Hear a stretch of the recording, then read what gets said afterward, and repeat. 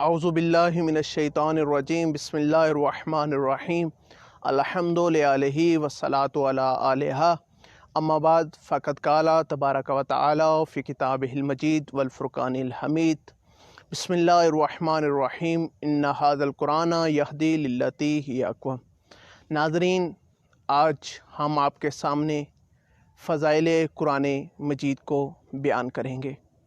اللہ تبارک و تعالی اپنی بے عیب اور لاریب کتاب میں ارشاد فرما رہا ہے کہ اے لوگوں، اگر تم چاہتے ہو کہ تم سیدھے رستے پر گامزن رہو، اگر تم چاہتے ہو کہ تمہیں سیدھا رستہ مل جائے، تو بہترین رستہ وہی ہے جو قرآن نے آپ کو بتلایا ہے۔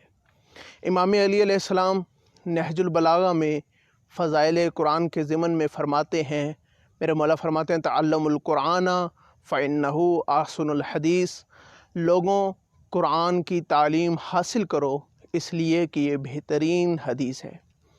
پھر میرے مولا نے فرمایا تفقہوا فیہ فإنہ ربیع القلوب، لوگوں قرآن میں غور و فکر کرو اس لیے کہ یہ قرآن دلوں کی بہار ہے۔ پھر فرمایا استشفعوا بنورہ فإنہ شفاء الصدور، کہ جو سینوں میں بیماریاں ہوتی ہیں اگر تم اس سے شفا پانا چاہتے ہو تب بھی قرآن مجید کی تلاوت کرو۔ پھر میرے مولا نے فرمایا وَأَحْسِنُوا تِلَاوَتَهُ فَإِنَّهُ أَنْفَعُ الْقَصَصِ، تم قرآن کی بہترین انداز میں تلاوت کرو اور قرآن مجید کو سمجھو اس لیے کہ اس کے واقعات بہترین واقعات ہیں۔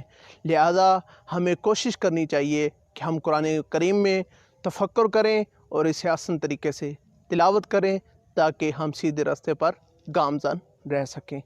اللہ تعالیٰ سے دعا ہے کہ اللہ تعالیٰ ہمیں سیرت معصومین علیہم السلام پر عمل کرنے کی توفیق عطا فرمائے۔